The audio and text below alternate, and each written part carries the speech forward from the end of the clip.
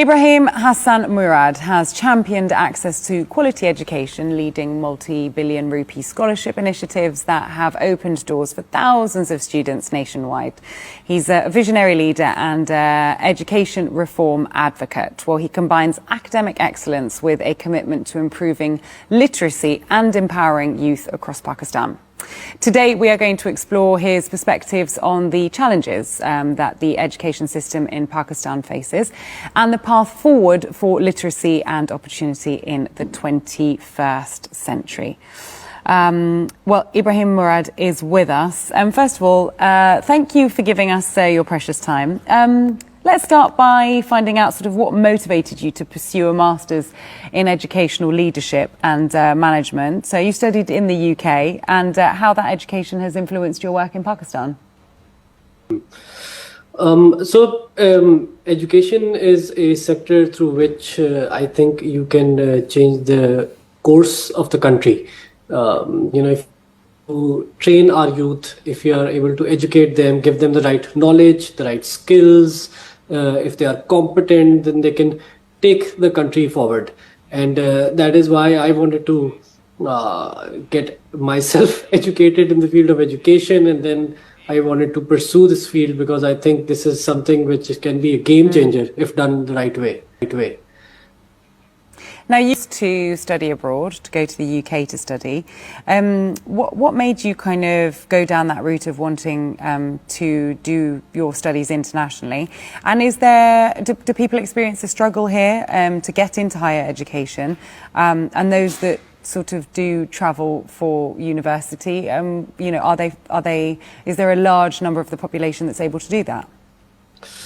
So in Pakistan, we see that, at the number I shared, only 10% of youth go to universities, and there are various reasons. The parents cannot afford it. A, B, they don't have the merit. It's unfortunate that today in, let's say, Punjab and in, I think, KP and Balochistan, you need 33% to pass. So that means if you don't know 2/3, you still pass.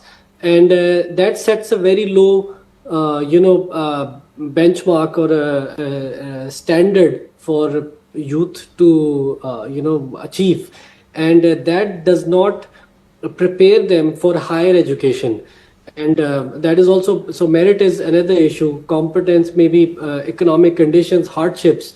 So and we obviously have some who are affluent, who are from the middle upper classes, who can afford to go out. And so it's more, I think, of an affordability thing, because let's say if you're to study in the UK, you need about maybe minimum 20 to 40,000 pounds a year, which is obviously a lot of money. And then not everyone can afford it. 75% of our population live on under $100 a month. So I don't think we should stop anyone from going out to study. If they can afford it, they should, and take the advantage of a higher education institute, which is a leading institution in the world, and then maybe come back and serve the country. Getting an education, especially abroad, I know firsthand from going to university in the UK, it is very expensive and it's not something that is accessible to all. Let's just go back to some of the work that you do yourself. Given the some of the constraints that you've talked about here in Pakistan, what do you think for you personally is the sort of most ambitious project that you've taken on and the one that kind of has had the most impact? So we've seen last few years that IT has really taken off, and IT exports have they've increased by 5x. They've grown by 500%. They used to be $1 billion. Today they're $5 billion, and that has created a lot of demand for IT education. Young people really want to study IT. They want to study computer science. They want to study software engineering. They want to study cyber security. We launched our AI department. We established it back in 2019. And that is something that we did we did the right thing at the right time. And today we have 2,000 students studying AI. IT is a big area where there's a lot of student interest and a lot of jobs also. And one of the things that we've seen is that students studying IT are able to get full-time employment in their second year. So that's something which was never seen before. So there's so much demand. And we did another survey and we found out that 40% of IT students were doing some sort of freelancing, and 15% were making $3,000 to $5,000 a month.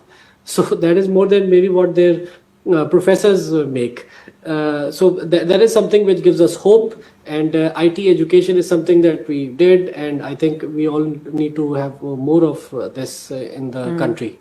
Subjects of IT and sort of advancements in that area, what's your opinion of the rise of AI in early education? We talk a lot about it in the workspace and the way that it's filtering into adults' lives, but do you think it has a place in early education? Definitely. So AI is now a skill which, at the university level, we have a core course for everyone. I think all universities in Pakistan should offer a core course on AI. I know professional organizations are getting all their employees through it. So it has to start early. And in Europe, we see schools now have AI for kids, these courses. And Pakistan is, in a different situation. Reason is that for AI, maybe you need devices, you need tablets, you need PCs.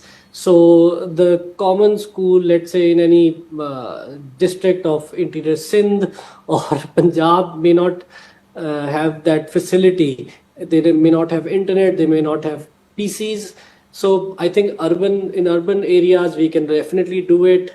The private sector, they have about, I think, 40% of enrollment in the country. So they should take this lead, and the government should also start focusing on AI in schools. It has to start early. They have to, it's like, when you had calculators, so some people did not want to use it, but some people did use them, and that made the whole process more simpler. They were able to then do more complex tasks. So we have to get this mindset and it has to start early. They have to use AI. They have to be 3, 4, 5 times smarter than us. Yes. Thank you so much. Some really valuable info for spending or giving us some of your time.